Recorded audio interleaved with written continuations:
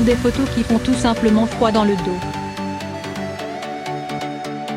Elles ont été prises le samedi 26 août 2017, lors du mariage d'Eddie et Anne-Laure célébré dans la salle des fêtes de la commune de Pont-de-Beauvoisin, en Isère.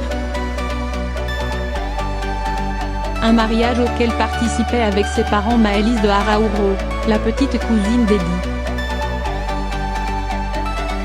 La fillette de 8 ans a disparu cette nuit-là et son corps n'a été retrouvé que 6 mois plus tard dans le massif de la Chartreuse. Un mariage auquel participait également Nordal Lelandais, son meurtrier présumé.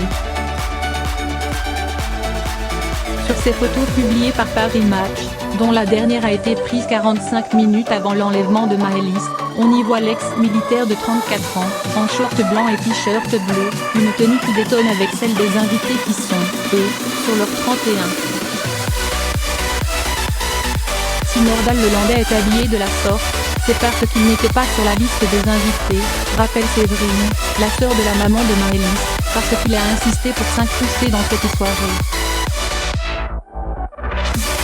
Un meurtrier présumé tout sourire au mariage. Sur le premier cliché, puis lors du vin d'honneur, l'ex-militaire de 35 ans, est en retrait des convives, en train de fumer.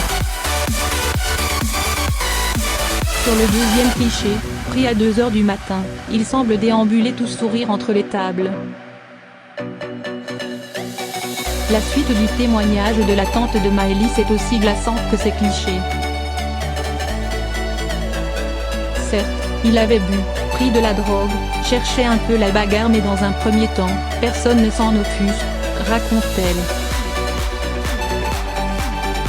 On était tous trop occupés à danser et à rire. Lorsque la soirée vire au drame, après que les parents de Maëlys se rendent compte que leur petite fille a disparu, tous les convives se mettent à sa recherche. Tout sauf Nordal Lelandais qui fume une clope et qui dit à la maman de la fillette, qu'il n'a pas vu Maëlys.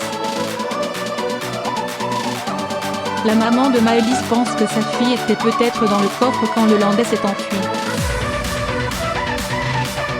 Il n'en avait rien à faire, il était serein, tranquille, témoigne Séverine avec amertume.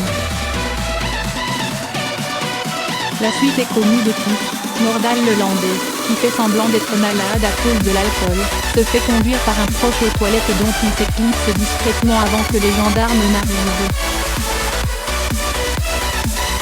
On a supplié les gendarmes de nous laisser aller chez lui. On avait tout, son nom, son adresse, son numéro de téléphone mais ils ont appliqué le règlement, personne ne quitte la zone, s'insurge David, le cousin de Maëlys. Ce qui range ma sœur, c'est qu'elle pense que sa fille était peut-être dans le coffre quand il s'est enfui, conclut Séverine. Lelandais est un monstre qui a brisé nos vies. La tante de Maëlys raconte aussi la reconstitution de la nuit du meurtre de la petite fille qui s'est déroulée le 24 septembre dernier et durant laquelle Nordal Lelandais a reconnu avoir porté 4 ou 5 coups à l'enfant, alors que jusqu'ici il assurait l'avoir tuée par accident en lui donnant une gifle pendant un trajet en voiture. Pendant toute la reconstitution, il a soutenu le regard de Jennifer et de son mari. Même lorsqu'il a mimé les 4 ou 5 coups portés à Maëlys. Des coups de poing d'une telle violence qu'il a arraché la tête du mannequin.